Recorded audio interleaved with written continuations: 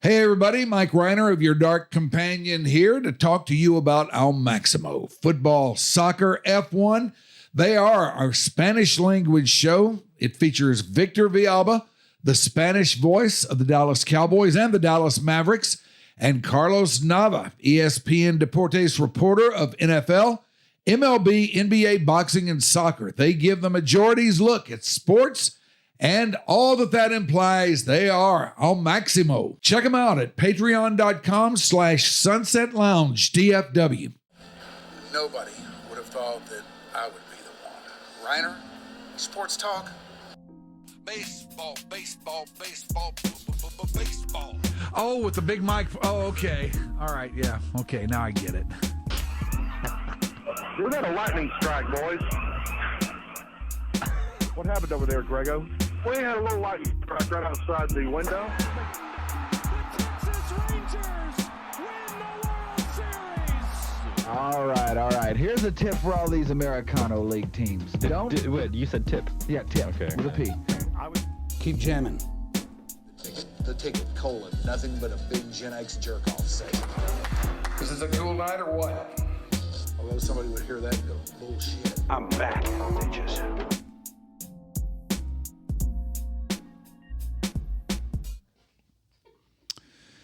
And ahoy, boys and girls. It is another episode of Your Dark Companion. We are glad you are with us as we emanate live today from inside the nurturing biosphere of the mothership. I would be Mike Rhyner. This is the 4th of August. This is episode 139 of Your Dark Companion. For those of you counting, those of you who like counting stats, as they call them, or those of you who don't give a shit about any of that. Nevertheless, it is what it is, and we are ready to roll today. We have with us this afternoon, because it is late afternoon today, we have with us one of my favorite guys from my time at the Ticket. We have other radio history beyond that, but he was with us at the Ticket for a good number of years. And I always enjoyed him. I enjoyed his work. I thought he was an awesome guy. And I'm especially excited about this today because this is one of the rare occasions in which I get to talk to somebody my own age. As things have turned out, we've just learned that he's a few months older than me. You will remember him from his time at the Ticket, but he's done a lot of other things as well. In fact, we share a little bit of another commonality at another station here in our Fairburg, although that one no longer exists. But let us say hello to the man who delivered the ticket ticker for those many years, the great Jimmy Christopher. Hi, Ryans. Hi, Mr. Jimmy. How are you? I'm fabulous, Ryans, and I'm It's excited. really good to see you. Good to see you too, brother. It is. And actually, I'm about 3 months, May, June, July, 3 months and 19 days older than Ryans. All right. So he's already had his, and I've got mine coming up when? A week from Saturday. And we'll hit the 3/4 mark, believe it or not. Yes, we will hit the 3/4 mark. Yep. Isn't that crazy? Oh, it's nuts. It just zips by. Yeah. It goes so damn fast. But I prefer it to the alternative, I think. Yes, we're ambulatory and we're having a good time. And congrats on 139 shows. I'm proud to be the 139th. Well, we're glad to have you. Glad to have you with us because, like I say, we've got a lot of commonality here. I'm really enjoying this jag that we've kind of gotten off into of having some of my friends that I made during my time in the game who may not have had the opportunity to tell too much about their stories, tell too much about their time in the game and what they did and how they did it and what happened and all that stuff. And I've gotten to do that, in the course of doing Your Dark Companion. And I look forward to getting into that with you today, but I'm also know that we got a lot more than just beyond that to get into. Yes, sir. Yes, sir. I mean, what do you want to talk about? Music, which you're in petty theft, which I still haven't seen yet, Ryan. So I am going to say, before I pass into the next plane, hopefully that'll be some time from now, but I got to come see Petty Theft live. Well, I hope you will see Petty Theft live. We would love to have you out. And I'll catch up with the two bands that I was in back in Dubuque, Iowa. So where do you want me to start? I can start from birth because I know the first two words that I said when I was born, shortly after I was born. Don't tell me they were ticket ticker, were they? No. Yeah, next ticket ticker at 10, 30, and 50. No, past the hour. And they were never on time, the ticket tickers. Oh, of course not. I remember when Bruce Gilbert, the PD, one of the PDs, at least when I was there, offered the hosts money to be on time, to hit the 10, 30, and 50. And especially on the crossovers, and I'm not naming any names, but on the crossovers, like at 50 before the top of the hour, say, bad radio is coming on before the hard line. So you guys would do the crossover till like 3:05 at times. Oh, yeah. And then we had we had a ticker ready for 250. We had to do the 250 at 3:05. And then it did a break then. And then we had to get ready for the 31 because sometimes they went past 05 or after 10. You went to like 3:10. They're past 3:10. Yeah. So that's when we were doing Why Today Doesn't Suck, and that was a very popular segment. Right, it was. It was a great. It was a great. In fact, it's one of the few things that I miss most. Why Today Doesn't Suck. Why Today Doesn't Suck every day. Yep.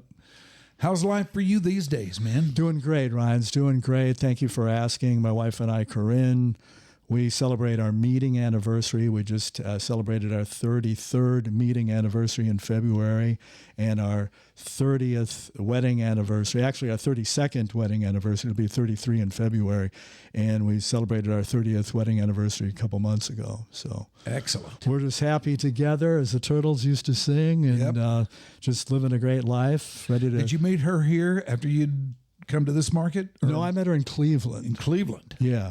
And at WKNR, I was at WKNR. She wasn't working at WKNR. She's a Cleveland girl. So we met in Cleveland back in 1992. I moved to Cleveland last day of September. I got there in 1992. Should I go through a bit of my history to start out? Okay, please do. I was born on the mighty banks of the muddy Mississippi River, Dubuque, Iowa. Right on the river at the border of Wisconsin and Illinois. I could look out my bedroom window and see Wisconsin. So I grew up a Braves fan. Got to meet Hammer and Hank Aaron, my hero, when I was 7. That was the first big league game that I went to in 1957. I can give you the whole starting lineup and the starting pitchers, the rotation for the Braves that year. But I met the Hammer that day. My dad somehow got tickets, and we got there real early. I mean, I could have stayed overnight the night before, but we drove up from Dubuque, which is like three hours away from Milwaukee, from County Stadium, the original County Stadium, where Miller Park is now. But that was in 57. That was my first big league game. I had seen, I'm in love with baseball, as you are, and music, which we hopefully can touch on both of those to more extent. But love baseball, and that was my summer. I wanted to go see the Braves in Milwaukee, take the 3-hour drive.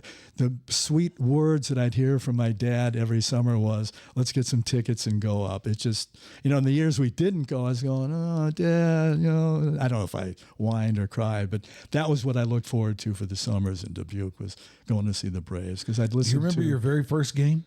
Yes. It was August 8th, coming up here in 1957, Reds... Braves. Gene Conley started for the Reds. Lou Burdett for the Dodgers. Joe Adcock was at first. Red Shandings at second. Johnny Logan at short. Eddie Matthews at third. An outfield of left to right. Wes Covington, Billy Bruton, my idol Hank Aaron, Del Crandall behind the plate, and Big Lou on the mound. I wanted to see Spawny. I saw Spawny years later, but that first game, it was Burdett that started. So. It was Spawn and Burdett. Yep. Those were their two main starters. Yep. Yep, and then Carlton Willie started Juan Pizarro in that time, and that's Bob a year Buell they was in there too, wasn't he? Who's that? Bob Buell. Yes, Bob Buell. Yeah, he was. Yeah. And they won the World Series. They beat the Yankees that year. Yes, too. they did. That's right. Ryan's, when they left from Milwaukee, I was 15. I cried my eyes out. I'm losing my Braves. They're going to Dixie. They're going to Atlanta. I couldn't believe it. You know, I had a tragic or a traumatic, not really tragic, but traumatic sports episode like that of my own. Because when pro football came to our Fairburg, the NFL expanded and the Cowboys were an expansion team. Well, while that was going on, the American Football League was forming, and it was formed by Lamar Hunt.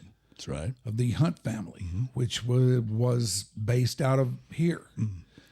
And he was not going to start a pro football league. What he did was he went and rounded up some guys who were like him, who came from very moneyed families and wanted to get into sports somehow, some way. And they formed the American Football League, and the team that they formed was the Dallas Texans. Right. So for 3 years, 60, 61, 62, we had 2 pro football teams where there just years ago were none playing in a college football town, you know? And then all of a sudden, here is pro football, and nobody really gave a damn about either one of them, you know? There might have been enough interest for one of them to be somewhat successful, but there were 2 of them, and they were competing, and they played in the same stadium. And we had pro football in the Cotton Bowl every fall Sunday from September through the end of the year, you know? And I thought, wow, man, this is going to be great. Well, my dad would not support the Cowboys because he admired the entrepreneurial spirit of Lamar Hunt. Lamar Hunt said, okay, you want to give me an expansion team, we'll go out and form our own league. And he did it. Yep, he did. You know? Yep. And my dad threw his support behind Lamar Hunt, so therefore he would take me to Texans games, but no Cowboy games. Wow. The only Cowboys game I got to see in the Cotton Bowl was one year we were out there at the fair. The family was out there at the fair, and the Cowboys were playing the Cleveland Browns inside the Cotton Bowl. And I wanted to go in. And I kept bugging my dad to take me in. He said, no, we're not going in there for that. I said, but I want to go in. He said, all right, go in if you want to, but be back here by, he gave me a certain time, by 4:30 or whatever. Now, he didn't give me any money for a ticket or anything. So I went up to the gate. The guy looked at me and said, can I help you? And I said, yeah, I want to go in there to the game. He said, well, do you have a ticket? And I said, no. And he just kind of looked around and real exasperated and said, all right, I think I've got one for you. Go on in. And so I went in there and had a seat and got to see the great Jim Brown in action, who, as I recall, didn't have a huge game that day, but still, it was Jim Brown. Yeah, it was Jim football. Brown. Yeah. Football was football to me. Yep. Had a great time there. That's great. But my team was the Kansas City Chiefs, whose tenure the Dallas Texans, Right. whose tenure here was wrapped up by winning the American Football League championship game in overtime against the Houston Oilers. And that was, at that time, the greatest sports episode I had ever had, and it remained so for until about 2 years or so ago. Wow. It's when the Rangers won the WS. Yeah. And, then in ensuing days, word started to come out the Dallas Texans are moving to Kansas City. And that was my first kick to the sports nuts as a young fan. That was tough, man. Are you a Chiefs fan now? What? Are you a Chiefs fan now? Put it this way. It never really kills me to see them do well. But as far as, making any extended effort to root for them, I don't really do that. But, this is a time of glory for the Chiefs. They've been good for Yep. some years. Yeah, and they have. They got them a Super Bowl a few years ago, and that made me very happy, I will say. What about the Braves? How do you feel about them now? Was for them when they moved to Atlanta. As a matter of fact, I got drafted and went to Vietnam. Before I went to Vietnam, though, I was in Fort Gordon, Georgia. At the the base was right at the start of Tobacco Road in Augusta. And so we made a trip over to Atlanta to Fulton County Stadium, the cookie cutter round stadium, the original one. So I saw the Braves there then, Hank Aaron, and then Bobby Bonds, not Barry, Barry's son, Barry's father, Bobby. They played, and I think it was like a 1-0 game. We had seats in the center field upper deck because it was a cookie cutter. And I went with a buddy of mine from AIT in Fort Gordon. So I remained a Braves fan till about 71, came back from Vietnam. When I was in Nam, you could go anywhere you want, not only on R&R, but you could come back to the world. And I chose California. And a buddy of mine had just, who's still to this day a good friend of mine, he had gotten out, that I was in Nam with, he had gotten out of the Army, came back to California, was staying with his brother and sister-in-law. His sister-in-law was part of the Ming dynasty. Anyway, they lived in Palos Verdes, which is a haughty-toddy area there in Southern California. So we came back, and that was really my first time around California. And I had sergeants and lieutenants and captains of my unit in Nam betting cases of beer that I would not come back, because this was like later into my tour. I was in Nam for a little over a year, and this was in the summer of 71. But I figured, I'm not going to go AWOL now because they'll catch me, they'll run me down, I'll be a criminal, I'll have to go to jail. So I went back to Nam, and nobody won any money off me because I came back. Why did they think you wouldn't come back? Well, were you that much of a renegade? Nam's. Well, so, yeah. And especially for a 19-year-old, I turned 20 in basic training, turned 21 in Nam. And it's just, so they were betting I was going to come back. Go to California, went all over California with my buddy John, and then I had to go back to Nam to finish out my last 4 months. But and one of those things we did, we went to Chavez Ravine in that July of 71. So I've been a Dodger fan since. I was going to wear my Dodger shirt, but I didn't want to piss you off. It wouldn't piss me off. If they play the Rangers in the World Series and beat them, you'd probably be pissed off. But maybe for a little while. Hey, going back to the first professional game that I went to sports-wise, actually I saw the Harlem Globetrotters too, if you consider that professional. But before that in Iowa, in Dubuque, they had at that time Class D. Now there's like low A, high A, double A, and triple A in baseball. But they had Class D then, the Dubuque Packers, because of the packing company. So that's where they got their name. And it was in this Petrakis Field right by the river in Dubuque. And a lot of hot summer nights, the river would stink if it would overflow or whatever. But it was by the shot tower, this big shot tower where they used to make shot during the Civil War. Yeah. This is in Dubuque, Iowa. And that's where they brewed Star beer. But that's where the Packers played. So that was the first baseball event that I went to, professional. They had Tommy John, because they were Tommy John, Tommy A.G., remember him? Mm-hmm, sure. They were part of the Packers because at that time they were affiliated with the Indians, and then was it the Pirates? I know it was the Indians. No, it was the White Sox and the Indians. They were an affiliate. And then I started going to the Braves games and stuff in 57. And then 60 was my next Braves game. And we took my older sister and my younger brother, I think one of my other younger sisters. I'm from a big Catholic family. Dubuque was known as Little Rome because of all the Catholics, a city of 55,000, and Little San Francisco because they actually have at the hills, the three-dimensional hills. Really? And they have still to this day a cable car, the 4th Street the elevator.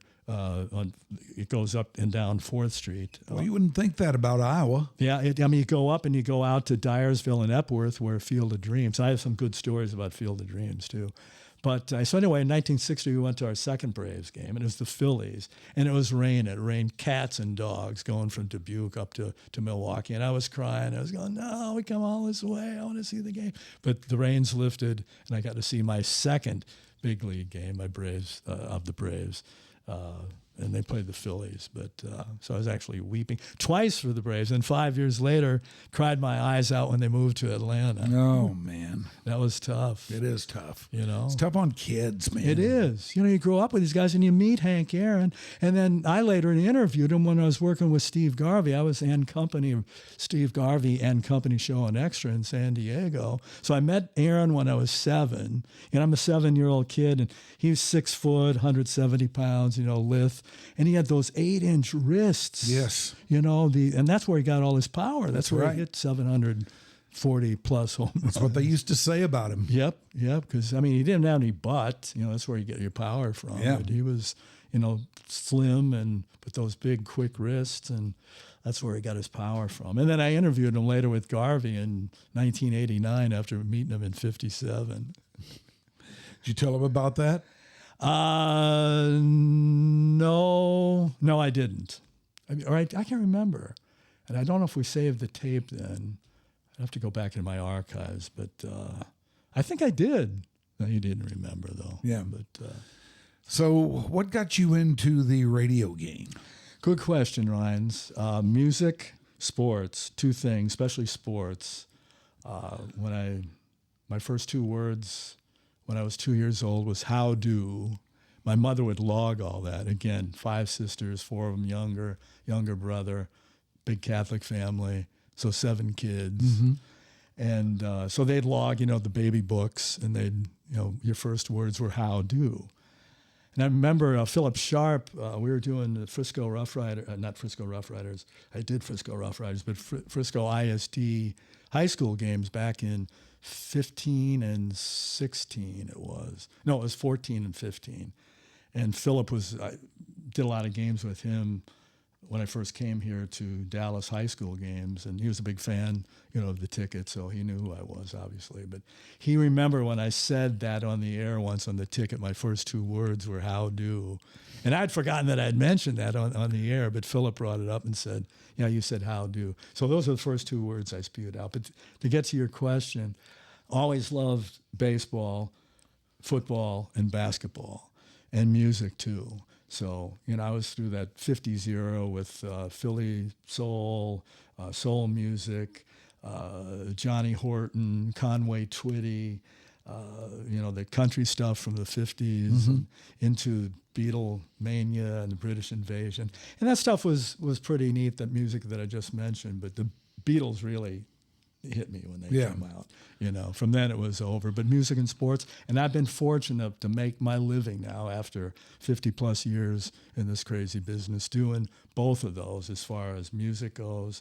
Played in a rock band, but I programmed the 2 stations in Long Beach to trend-setting formats, the rock and rhythm format and the pure rock format, which I converted from the rock and rhythm format.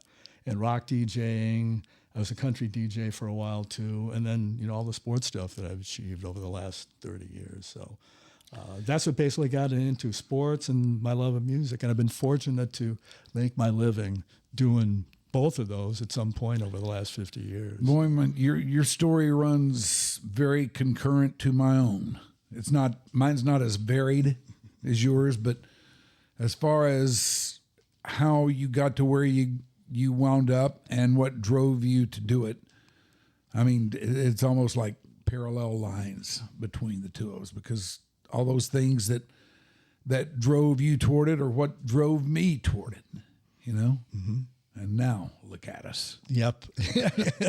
And I remember going into, was it 60, 61, 62? I don't know. It wasn't 60 because that was a night game, but a Braves game in 61 or 62, that early, maybe it was 63, 64. I don't know. It wasn't 65. But one of those early years, we'd get there early. You know, I couldn't sleep the night before. And, you know, keep your bedroom windows open in Iowa. And my brother and I we're the only 2 boys, but we had bunk beds. And I slept on the bottom, he slept on the top. And I always hear the robins. this is kind of choking me up. I'd hear the robins the night before. And now when I hear robins in our neighborhood, I call them the Braves robins because I'd hear that sound, before the sun came up. I'd hear the robins chirping and the Braves robins. Now I hear it, I associate that with the Braves robins. Yeah. And I was going, okay, because, couldn't sleep. I'd be laying there. It's still dark. And sometimes we get up before dark to head up to County Stadium because I wanted to get there as soon as the gates open. I wanted to see batting practice. I wanted to see infield. So one of those years, Earl Gillespie was one of my idols. He and Blaine Walsh were the first broadcasters for the Braves, and then later Tom Collins with Earl.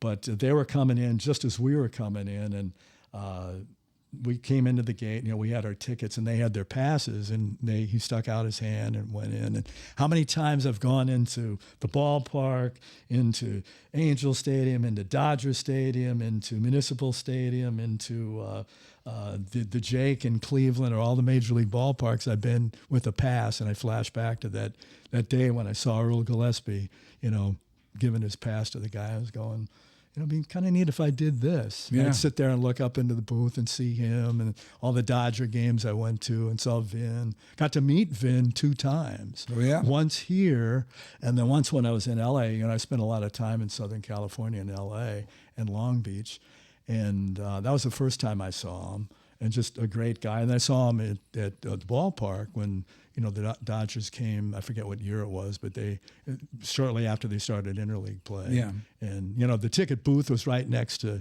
the visiting booth. Mm-hmm. So we're sitting there, could knock elbows with Bill King and Ernie Harwell and Vin, and I used to all really those like guys. watching those guys. Yeah, me too. And it's so much different now. Nothing against broadcasters today, but especially Vin. I mean, Vin was up here, and even Harwell and Bill King and all those guys, they were on that level where the other guys, not that they weren't good, because they were, but those guys were just the elite, the cream No, they of were the the crop. pioneers, man. And were they the knew pioneers of the baseball. crowd. Oh yeah, they were the pioneers. They were the guys who really. I don't know if it's probably an exaggeration to say they started it all, Right. but they're certainly the ones who took it next level. Absolutely. They're certainly the ones who influenced guys like you and me to try and do what we wound up doing. And they told stories. Yeah. Today it's just like, pop up to short is like they get excited like it's a walk-off grand slam in the 7th game of the World Series. Well, that's because all their bosses and all the guys who put broadcast teams together and run stations, they want excitement, you know? Yeah, and They want baseball excitement, and baseball, is exciting, but it's exciting in spurts. right, exactly. Most of the time, it's just the normal course of the game, and if you don't find that exciting, then you're probably not going to like the game, and you're probably not going to like listening to it on the radio. Right. But if you do, and you appreciate what happens when something does take place, when something is exciting, Yep. then you will be drawn in to that like few things will ever draw you in. Do you remember the first words you uttered on the air? No. First station that I worked at was in northern Minnesota, Foster, Minnesota, KEHG, AM and FM. It was like 100 miles from the this is a good story, too, I can lead into. It was about 100 miles from the Canadian border. And I had to turn down 2 really good sports jobs because I was so eligible for the draft. Got out of Brown Institute where Gene Peterson and Ralph Strangis went. Ralph, he was a grad. I went, before those guys because I was a lot older than them. But they had a lot of graduates that went on to achieve. Yes, Ralph Strangis, who has sat in that seat. Yes, I know. I saw him on the lineup. You had him on a couple times too, I think, right? Yeah, Didn't you? yeah. Yeah. I'm a huge fan of Ralph. Yeah, me too. Ralphie's great. Yeah, he's and we've gotten together a couple of times and He's an shared awesome stories. guy. And he's a Midwesterner, and he went to the same school that I went to, the now defunct Brown Institute of Broadcasting. Anyway, so the first station though, I had to turn down 2 jobs. Hugh Phillips, who was the broadcast director, the main director of Brown Institute. It was a 44-week course. You took 33 broadcasting and 11 for electronics, because at that time you had to have a third class or second or first class license. So, we got all these cards, we'd memorize the cards for the questions. And then after we succeeded, passed the test, and we got our first class license, we had a big bonfire outside of the place where we were staying, because we burned all those cards. The question, what is an ohm? What is MHZ, or whatever they were? And we had the question and answer, so we had to memorize those to ace the first class license test. But so anyway, what were we talking about? We were talking Your about first words on the radio. Okay, so the jobs I had to turn down, there was one in Florida, in Dade City, Florida. Hugh pulls me out, toward the end of my the graduation. Hugh Phillips pulls me out. Says, I got a couple jobs. One's in Florida, doing baseball, football, basketball, water sports, country and western shift. You can make extra money doing sales. And he told me the amount of money. And at that time, in 1969, it was like $12,500. And that was about as much my dad was making, raising a family of 7, at his job in Dubuque. And I was going, whoa. And the other one was Owensboro, Kentucky, for like $11,000 to do Kentucky Wesleyan basketball and easy listening at MOR, middle of road station. Remember those MOR stations? But I said, okay, Florida sounds good, because around that time my grandparents were leaving to go to Florida. I was going, that sounds great. Give me the $12,500 and the sports in Florida. Next question was probably strong and healthy as an ox, and I says, yeah, I am. I don't know if I was strong as an ox, but I was healthy. He said, what's your draft number? And I said, 77. And he shifts around in his seat, and he says, well, they're not going to offer you it because you're so eligible for the draft. And that's what screwed me for NOM. And get this, Ryan, if I would have been born 75 minutes earlier or 22 hours and 45 minutes later, I would have gotten out of the draft in NOM. Because my birthday, the 27th, was 77. Day before was like 335, I think, and the day after was like 285. So 77. Boy, that's I was going wanted. Single 19. You're going to NOM, boy. You know? So, but so the first words I said at KEHG, I don't know. I had to babysit the country station for the PD. It was just me and the PD. He would take lunch, so I'd go in and babysit for an hour while he was at lunch on the country station. And then at night, they switched to easy listening, Billy Vaughn, Ray Conniff singers, which I actually kind of, I have a very wide musical background. And, I never hated that. I mean, I wasn't into that then, but, it was kind of too, because, the Christmas stuff from Ray Conniff and, and all that easy listening elevator music. So anyway, I was the only 19-year-old kid in town. I befriended some high school kids, and this was in late '69. And I didn't have too much. I amassed like 15,000 albums in my collection over the years, from being PD and MD at these stations and stuff.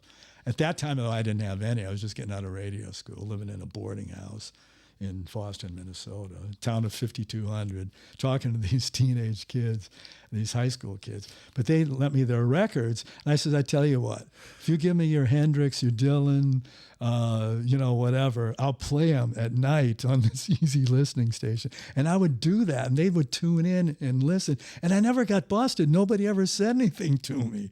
They never said, well, stop playing, Hendrix at 11 o'clock at night on the beautiful music station. So I kept doing it, and this was a couple of years after the first AOR stations, not Phil Donahue, the Donahues in San Francisco started KSAN in 67. Tom Donahue, that's right. I knew his name. I just couldn't. I said Phil. And his wife, Rachel, who I knew later in the days when I was in Southern California. She's in Paris now. Or did she move to Spain? I don't know. Anyway, I digress again. But so that was a couple of years when I was playing the rock albums on a beautiful music station in a little town of 5,200 in northern Minnesota. That was 2 years after the first Tom Donahue AOR stations. And then KPPC in L.A. prior to KMET, they were doing AOR in the late 60s. So, but I don't think I made any. Well, what was your news first? stories. Where was your first real shot at being on the air? Was KEHG, but KUTY Palmdale. Same Is that in California? Yeah, it's up in the upper desert, the Mojave Desert. It's in Palmdale next to Lancaster, just about 35 minutes north of the valley. You know, I'm a surrogate Californian, so there's not too much you can tell me about California that I don't already know. But anyway, Kay Mendy was the owner. Her husband had died, but she and her husband hired Don Imus in 1970, 5 years really? before. 5 years before I was there at the big 147 KUTY Palmdale. So it was a dumpy little station next to this dumpy little apartment complex. And apparently Imus would stay in that apartment complex. He'd go on the air and he'd pound railroad ties because the railroad was like not far from the station, the apartment complex, and then the railroad. So he'd pound ties, work at the station that Kay Mendy hired him for, and then go back to L.A. on the weekends when he wasn't working. So, and that's where I was dubbed the Saint by the morning man Wes Gibson. That's where I got the nickname the Saint. Oh, really? So, you know, because Christopher, my last name, which is my confirmation name in Catholic Dubuque, you know, where you have to kiss the ring and slap the Pope, not the Pope, the bishop or whatever to get a third name.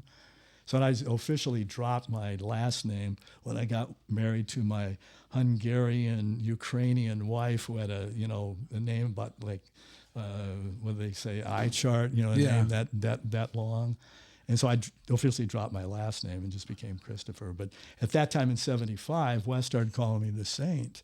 Then we find out later, because we didn't know this, but the 1973 album by Bruce Springsteen, Greetings from Asbury Park, has a song in there called It's Hard to Be a Saint in the City. Yeah. And then Lost in the Flood, that big epic 9-minute cut, there's a line in there that says, he leaned on the hoods of racing cars telling stories and the kids called him Jimmy the Saint. And that was in 73. And this was in 75 when Wes started calling me the Saint. But we didn't know about that, the Bruce album. Yeah. I think, was the Born to Run album out then? No, that Asbury Park came before. Right, in 73. But when was Born to Run out? That was like 74, I want to say. Yeah, so that was the one we're familiar with. I wasn't familiar with at that time with Asbury Park because that came out in 73, Asbury Park did. So I didn't know about Jimmy the Saint, It's Hard to Be a Saint in the City, or the Jimmy the Saint line in Asbury Park. Wes just started calling me that because of St. Christopher, which was my confirmation name, growing up Catholic. So that's how I got the Saint. I just figured that was something that somebody attached to you just because it's a very normal, logical procession. Yeah. See, a lot of people don't know that. Somebody there was really no real backstory there, but there is. Yes, absolutely. And somebody asked me a couple of years ago, I thought it was because you were a fan of the New Orleans Saints. I said, no. I grew up a Packer fan and became a Cowboy fan. And now I'm a Bucks fan. I'm back to being a Packer fan. And now here we are. I'll leave it at that. So how did you get to our Fairburg? Good question. I was in Cleveland, moved there, as I told you, in late September of 92. And, I love Cleveland. I mean, I'll go to my grave defending Cleveland. I met my best friend, lover, companion, soulmate, everything, wife, who was a Cleveland girl there. And it's a great town. It's got great restaurants, it's got culture, it's got sports, it's got music. So anyway, I was looking to move up. So, and then I heard about the ticket, going, maybe doing the ticket thing in the late 93. So I called Spence Kendrick because I was looking around for gigs. Now, weren't you at the zoo first, though? Oh yeah, okay. Let's go back. Yeah, let's go rewrite back. the tape a little bit. Right, yeah, Tell me about how you wound up at the zoo. Okay, we'll go from Minnesota. Then I went to the Army. Then from the Army, I went to where I was named the Saints. And then I went to up the coast to KZEW, one of the last bastions of an AOR station, great station, halfway between LA and San Francisco. Got a job at KLOL with the great Jackie McCauley, who was the program director. And Ken Noble worked there. Paul Ryan. You know, it was KLOL was like the number one station. Went there. Then I got the gig in California at KNAC. Applied for the K-West job. They hired the 7 to 12 guy at KNAC, Frank Bennett. Then that created an opening at KNAC. So they sent, this doesn't happen anymore, but Tom Yates, who was consulting, and I don't know if he's a GM, but he was consulting K-West on Sunset Boulevard in LA. He liked my stuff, but they gave the job to Frank, you know, who was leaving KNAC. He sent my stuff to Paul Ford, who's a PD at KNAC. Paul hires me. My girlfriend and I pack up the old Olds, whatever it was, and our cat and moved, you know, to California, where I had, you know, lived before. And I did nights at KNAC, then afternoons for a year, and then music director. And then I programmed and developed the rock and rhythm format, which turned to pure rock. So anyway, and then after that, went to a number of places, went to Garvey and San Diego, after Hawaii, and that was a trip. Short-lived, but a trip. So that's why I hang loose now. And there's not too much you can tell me about Hawaii that I don't already know either. But anyway, I then went back up the Central Coast, and I got the job in Cleveland, and I was, you know, wanted to come, you know, to a bigger market, and I figured, you know, I worked at the zoo after. Oh, I went to KISS in San Antonio after the second time in '87. So yeah, I went to KISS in San Antonio from KNAC in Long Beach in '87 to program the real KISS, KISS 99.5 with Lyle and Hahn. Great morning show. Tom Shepke, T-Bone Shepke was the music director. I went there thinking I was going to be there for a while, but yeah, that didn't work out. They brought in a new ownership, and so I left there because I was making too much money or whatever, I was told. So I see, probably right around this time that you're talking about. Yeah, came to the zoo. That's when things like that started happening. Right. In radio. Yeah. And I was up at the zoo, and at that time we were owned by Belo. Right. And in '87, were you? When were you at the zoo? I was there from from '79 through '86, in one capacity or another. And I came there in '88, March of '88. Yeah. So it was already. Yeah. Well, in '86, Belo decided it was time for them to get out of the radio game. Belo owned at that time KZEW, WFAA AM. Right. And the zoo was actually nothing more than WFAA FM, although they changed the call letters. They also owned the Dallas Morning News, and they owned WFAA Channel 8. That's right. Yep. And they had a real, they had the most massive local media empire you could possibly imagine at that time. But they decided it was time for them to get out of the radio game, so they started spinning off the two radio stations. And they sold the zoo, and it wound up in the hands of a guy who was just in it for the money. Anchor? Yeah, Anchor. Mm-hmm. It wound up in the hands of Anchor Media, and they came in there and just cleaned house, just wiped everybody out. Yeah.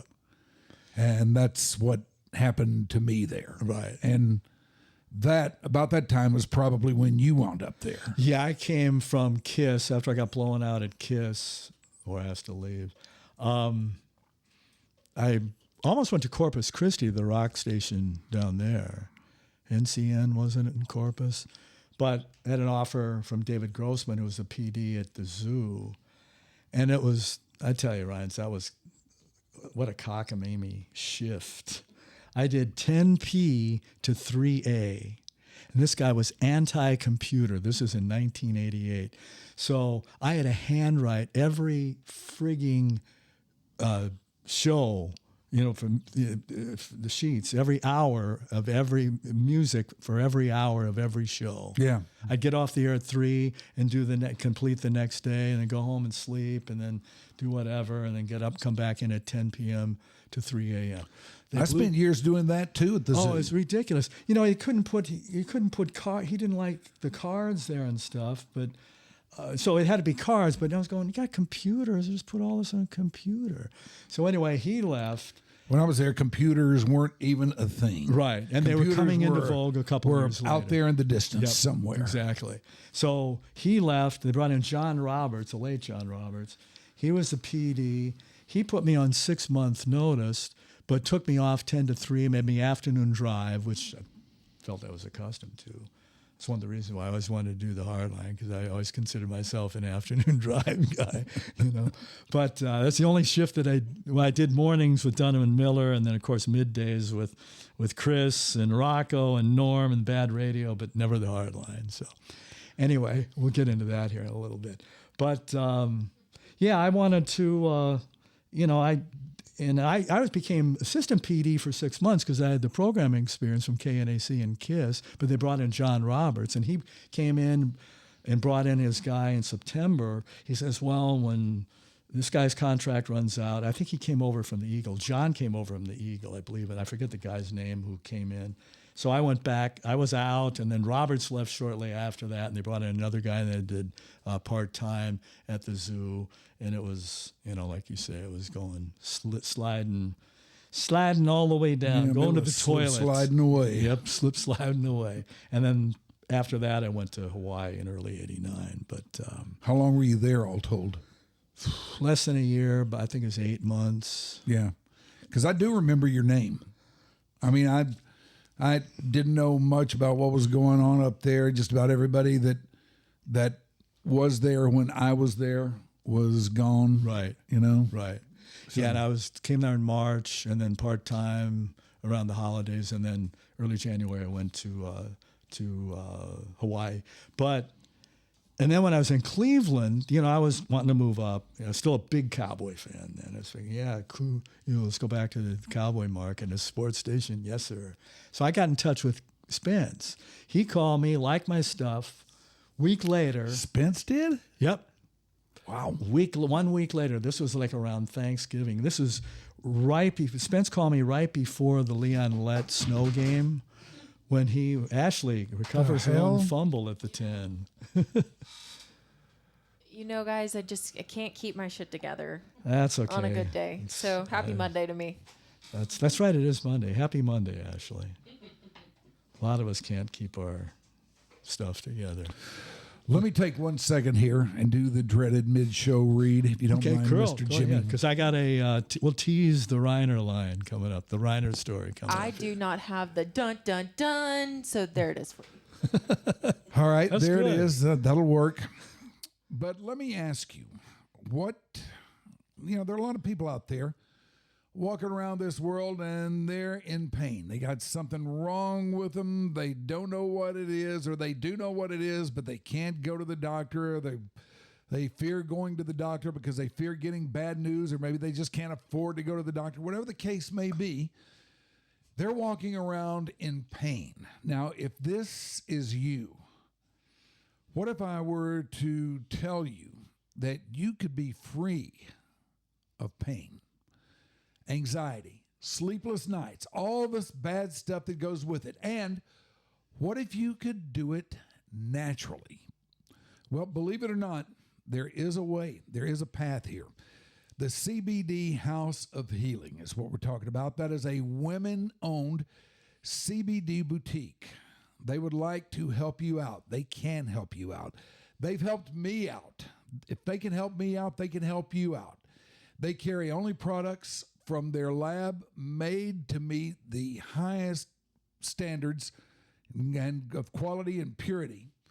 Their owner, who is also, number one, a woman and an RN, emphasizes building trusted relationships. That's what they're all about. Through education, giving you the knowledge that you need to care for yourself. That's their primary goal. They're not going to just run you in there and say, hey, look around, tell us what you want, and ring you up and get you out of there. No, that's not the way they work. They talk to you. They find out what's going on, and then they probably got something there that they're going to recommend to you.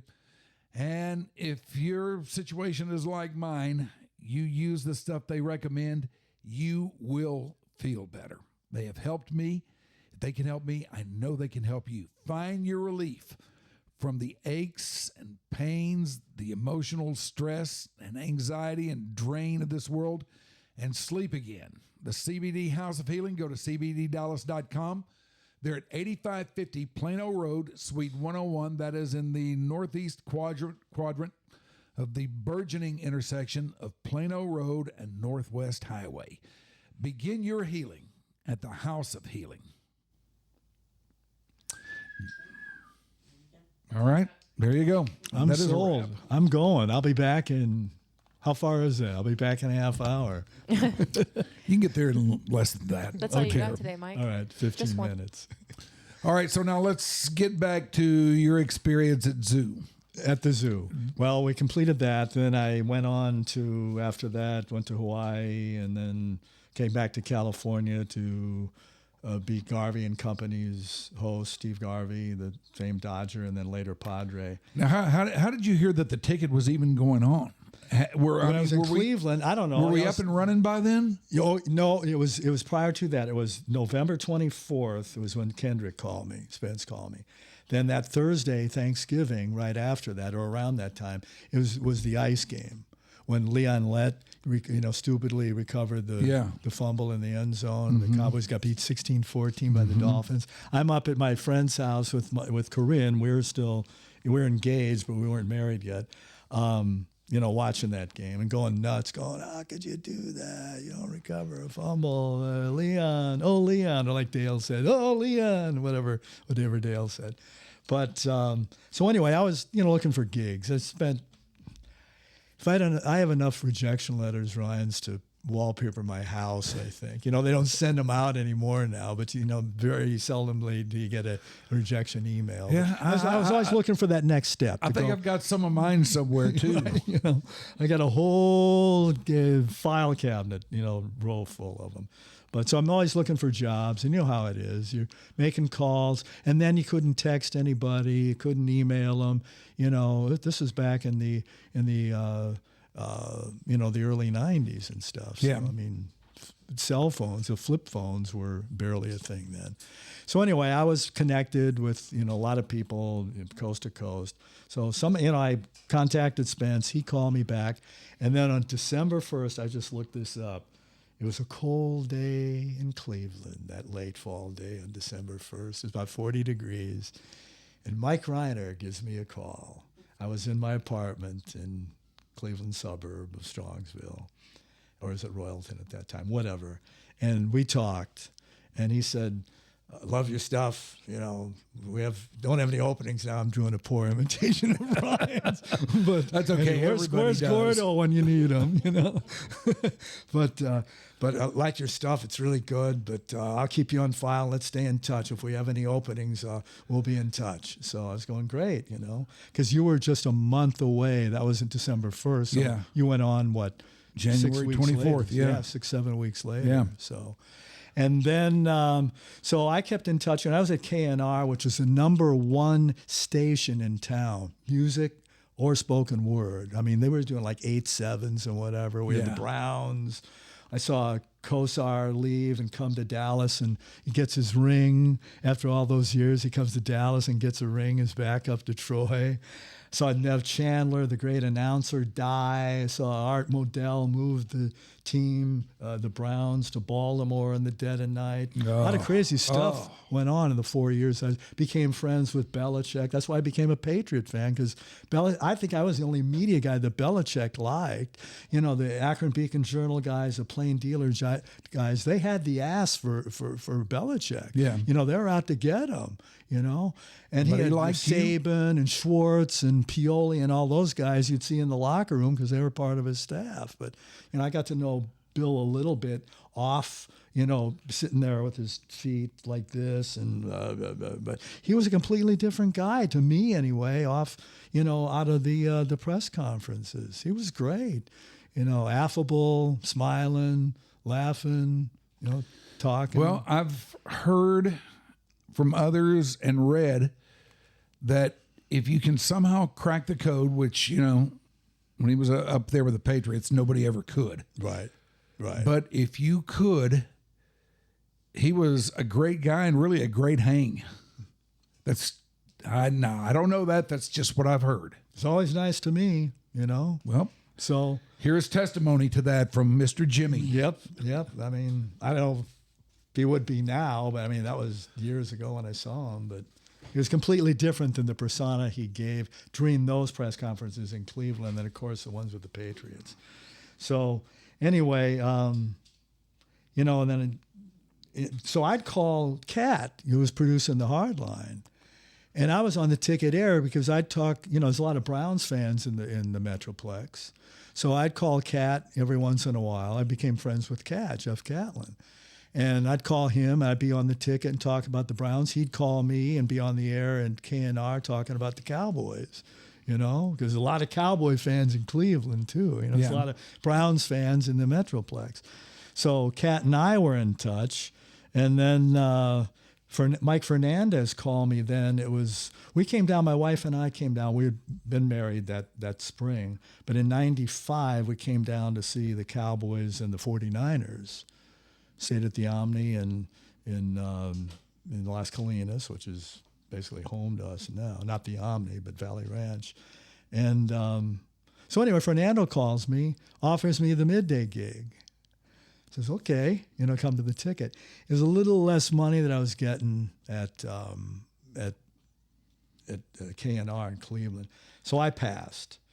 But then went on the road with the Indians for a couple of years, because we were the Indians' flagship. Got to know Hargrove and the Indians, and went to travel around all the little Amish communities in the dead of winter and little towns in Ohio, talking Indians baseball, the Indians winter caravan. So it was a real cold day in January of '96. It was, and Fernando calls and says, "Well, we have another opening. It's for mornings." With the Musers, Dunn and Miller, and it's a little more money. Plus, you'll be doing pre and post game with Preston Pearson. I was going, okay, we're going, honey. Start packing. Let's move to Dallas. Got a gig, and it was obviously a little more money, and the Preston pre and post game was what clinched it. So we packed up, and I came here, and I remember driving across the bridge at Lake Ray Hubbard, listening to the Sports Princess. On Leap Day. Oh, yes, the 96, Sports Princess. Kate Delaney. Yes. Yep. So then I started doing mornings with Donovan Miller. And then Followell had left. He came back. So I only did 1 year of pre with Preston because Followell was doing it. And then Followell went someplace to do sports for... I want to say GTE or some No, outfit. that was me. You did GTE? Yeah. So Yeah. where did Followell go? Because he left, and that's what created the opening for me. Because remember, I turned down middays, and then was it Gary Daniels was... Yeah, Gary Daniels was He in had that left mix then too. So Yeah. the morning show was open. Yeah. Because they put Rich Phillips in middays when I turned down the midday gig. And then a couple of months later, Fernando called and says, yeah, there's a little more money, pre and post with Preston. So I came here, did one, because Followell was gone, so I did one season of pre, and then Followell came back, and I was going, I left the lateral move, a little more money, but a lateral move. The thing that clinched it for me was doing the pre and post with Preston. Yeah. And then I only did one season of pre for that. But as it worked out, it was fine, and I got moved off of mornings and did bad radio into Norm into bad radio, and like I say, I always wanted to be part of the hard line because you guys were great. You guys, I feel like I got more support from the hard line than I did for the shows that I worked for. We liked you. I know. I loved you guys too. Yeah. You guys were great. And then the thing, Clee and Deet, remember I'd use that in my tickers? Yeah. I call Cleveland Clee and Deet. Yeah. And you guys bought into that. And you're going Nye and Nime for Yes. the Yankees and Yes. whatever. You guys supported that. And then Bruce Gilbert, prohibited me from doing that. And he says, you're confusing people. And I says, no, Bruce, I'll say, and then I was doing, the dictionary explanations of a team, like Forrest Lupus for the Timberwolves and the hat shorts. I had the hat shorts were the Mavs because they had hats on their shorts. Yeah. The Rangers were the red shoes. The Cowboys were the Starheads. The Stars were the green sweaters. I says, no, I'd say, Forrest Lupus, at the hat shorts tonight. I says, yes, as the Timberwolves start they play, not 3-game series, but they play tonight at the AAC. So I identify Forrest Lupus as the Timberwolves and hat shorts as the Mavericks. So I didn't see where I was confusing anybody. Did you? No, I didn't. And you guys, even I can Dale. follow. I made a couple of Dale's sportscasts at night, and he was saying Nime plays Mia. Like Jimmy Christopher would say in the ticket, Nime is hosting Mia tonight. So I was going, see, Dale's into it. The Hardline's into it. Why can't I do it anymore? Yeah, you ought to be able to do it. I know. So lighten up. Yeah, there's always a party pooper around somewhere. Yeah, and it was, depending on what program directed there, it was either you're a journalist or then, no, you got to be the little buddy for whoever the midday person was. And then it was back to, no, you're a journalist. And in Cleveland, I was using sound effects, like the Spurs. I had a sound effect. The Spurs, burnt the Cavaliers and have like a guy screaming because he's getting, a heated, searing spur on him or whatever. And they encouraged that, and Marge shot, her team smelling like her dog's poo, or whatever. They encouraged that. And then they get to the ticket and it's like, okay, you can do whatever you want. Then it was, no, you're a journalist. And then it was, no, you're you can do whatever you want. It's, no, you're a journalist, Just let me be me. Let me say Nime and Deet and Clee and Pitt, Could make up their minds about a lot of stuff. Yeah, about what they wanted. I always thought you were great, though. Thank you. I always thought you were great, and you were always one of my favorite cats to interact with. Up there. Remember when we had the Cactus Pryor put it together? It was the what do they call it? The Battle of the Bands when we had it was music trivia. Yeah. And I had you too. Except for I choked and I couldn't remember Eric Clapton's 5 bands. I can do that in my sleep now. And I was going, I couldn't remember John Mayall Blues Band, the Yardbirds, Cream, Blind Faith, Derek and the Dominoes. I just couldn't get that out there. Yeah. So that cost me in the final round. After that, I just went, God. That was fun. I knew he was going to nail that. I know. I thought it was, but for some reason, I think, I don't know, Cat came in during breaks and stuff, was explaining the rules. So that shot my wheels off. And I'm not making excuses. I just choked, I was looking. Somewhere along the line, we have all been there, Mr. Jimmy. I was looking, breaking pitch and got a fastball, or the other way around, whatever. I couldn't drive it up the gap. Somewhere along the line, we all had that time when we search for our best game, and our best game is out there somewhere, and you just can't find it. Yep. Happens. I know. Yep. I choked in the 7th game of the series. Well, I hope life is good for you these days, man. It is, man. I hope it is for you too. Yeah. Hey, how did you get the first, was the zoo your first job? Yeah. So how did you get that? Were you just knocking on doors and stuff, or? No. I'd been making noise to whoever I could make noise to about wanting to get into radio, and everybody just kind of rolled their eyes and went, you talk about pie in the sky. Yeah. And an old girlfriend who ditched me to get together with the news director at the zoo at the time.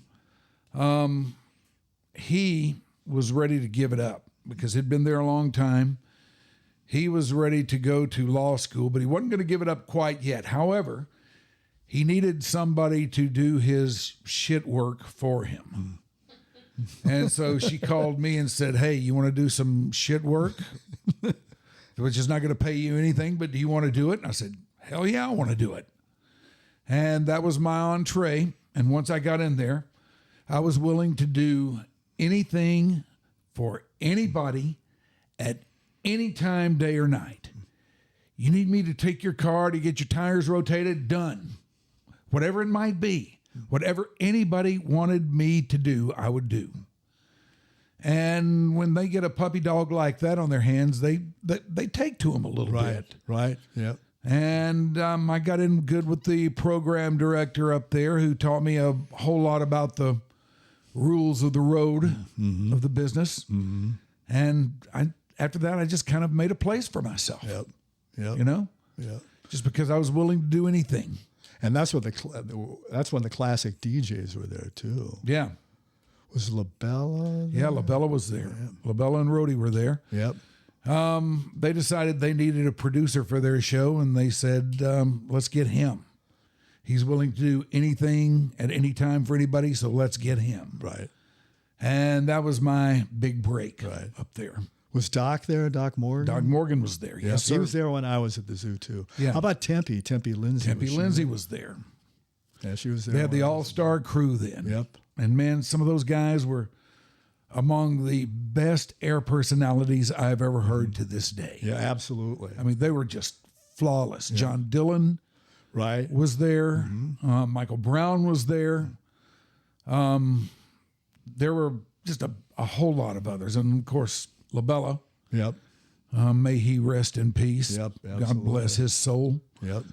I mean, he was just the epitome of a no-nonsense, no-bullshit professional DJ. Mm-hmm. He was just wonderful at it. Mm-hmm. Never stumbled over words, never made a mistake, always knew where he was going. Mm-hmm. It was just wonderful. It was a great time, man. Yep.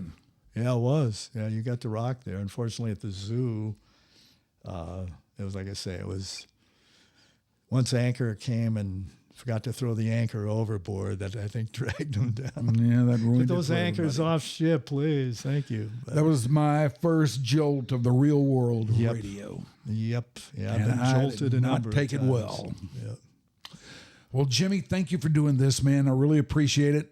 I want to have you back. Good. I'd love to we do be that? back. Yes, I'd love to come back, Ryan. Thank you. You know, all right. I've always admired you and proud to be and humbled to be a part of the 139th show. But yeah, let's do it again.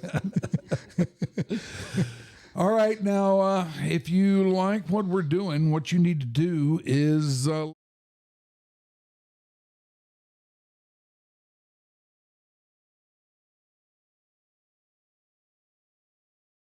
on Instagram. We're wherever you're looking, we're probably there. And what we need you to do is to like us, share us, and tell others that they need to get into this thing, because it's coming along. We are making some legitimate progress over these last few months. We're very excited about it. We got a lot of great things coming up here. So jump on board the YDC train. Tell your friends about us.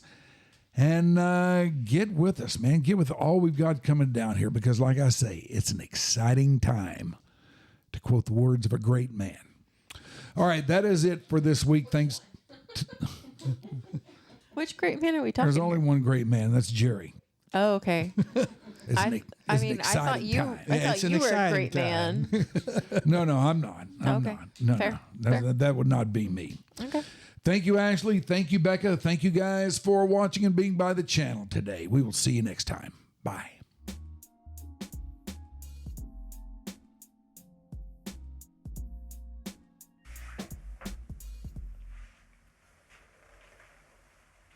All right. I'm going to go take my pants off.